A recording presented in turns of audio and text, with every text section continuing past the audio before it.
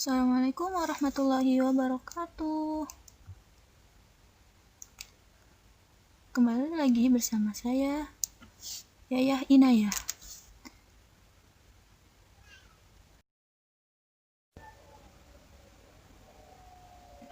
Di sini saya akan membahas filsafat pendidikan Islam dengan dosen pengampu Iman Zalaluddin Rifai, mata kuliah Filsafat Pendidikan Islam.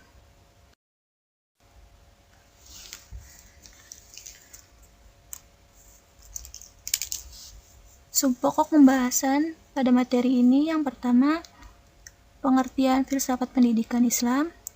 Apa sih pengertian filsafat pendidikan Islam? Kemudian tujuan mempelajari filsafat pendidikan Islam. Yang ketiga, ruang lingkup filsafat pendidikan Islam.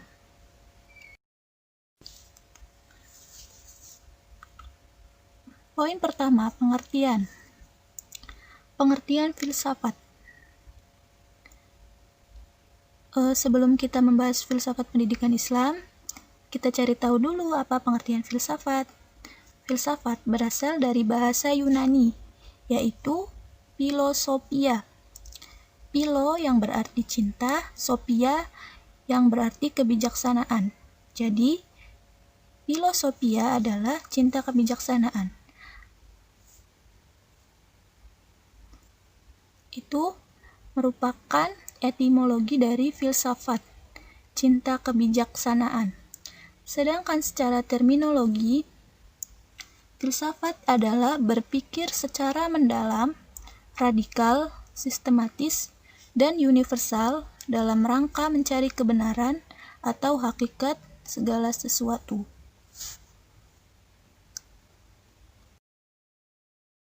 Lanjut ke pengertian pendidikan.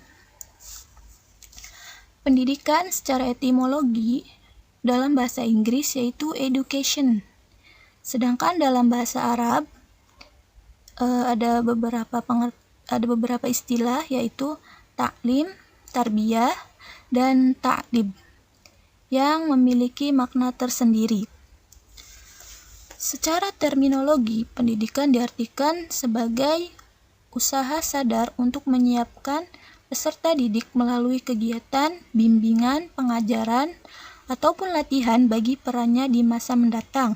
Ini menurut Undang-Undang Nomor 2 Tahun 1989 tentang Pendidikan Nasional. Jadi, apa sih filsafat pendidikan? Filsafat pendidikan adalah filsafat yang memandang pendidikan sebagai proses memanusiakan peserta didik sehingga mampu berkembang dan beraktualisasi diri dengan segenap potensi asli yang ada dalam dirinya. Lalu, apa bedanya dengan filsafat pendidikan Islam? Kalau kita kaji secara terinci, mungkin perbedaannya hanya pada filsafat pendidikan membahas yang umum, sedangkan filsafat pendidikan Islam lebih ke arah Islamnya. Di sini dijelaskan bahwa filsafat pendidikan Islam adalah filsafat yang berkaitan dengan pendidikan berlandaskan ajaran Islam tentang hakikat potensi dan kemampuan manusia sehingga dapat dibimbing dan dibina agar kepribadiannya berlandaskan pada Al-Quran dan hadis. Lanjut ke tujuan mempelajari filsafat pendidikan Islam. Apa sih kita tujuannya mempelajari filsafat pendidikan Islam? Nah, di sini dijelaskan ada 3 pokok. Yang pertama, memberikan landasan dan arahan kepada proses pendidikan berdasarkan ajaran agama Islam sesuai dengan tuntunan Al-Quran dan hadis.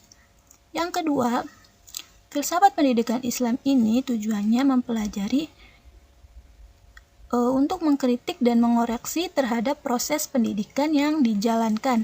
Yang ketiga, mengevaluasi metode pembelajaran yang digunakan.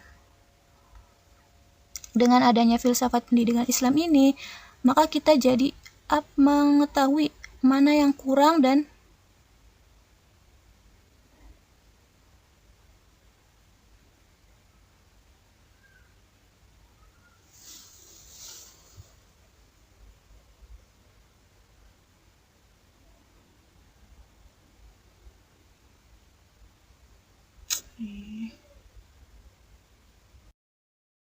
Lanjut ke ruang lingkup filsafat pendidikan Islam.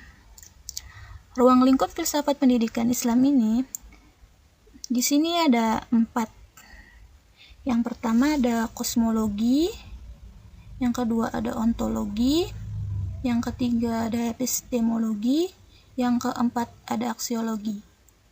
Apa sih mereka ini? Apa sih pengertiannya? Apa sih penjabarannya? Yang pertama, kosmologi. Kosmologi merupakan pemikiran yang berhubungan dengan alam semesta, ruang dan waktu, kenyataan hidup manusia sebagai ciptaan Tuhan, proses kejadian dan perkembangan hidup manusia di alam nyata, dan lain-lain. Untuk ruang lingkup kedua, ontologi. Ontologi merupakan ilmu atau teori tentang wujud hakikat yang ada, baik berupa yang nampak, fisis, dan tidak nampak atau metafisis. Objek kajian ontologi dalam filsafat pendidikan Islam seperti mengenai pencipta, kholik, ciptaannya, makhluk, hubungan antara ciptaannya, dan utusan yang menyampaikan risalah. Lanjut ke epistemologi. Epistemologi merupakan ilmu yang membahas tentang pengetahuan dan cara memperolehnya, bagaimana tata caranya, tekniknya, prosedur mendapatkan ilmu dan keilmuan tersebut dengan metodenya baik ilmiah maupun non-ilmiah. Yang terakhir ruang lingkupnya yaitu aksiologi.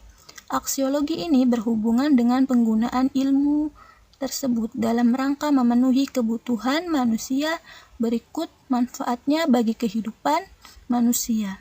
Dalam filsafat pendidikan Islam ini, maka aksiologi ini bertujuannya demi mencapai kesejahteraan manusia di dunia dan akhirat.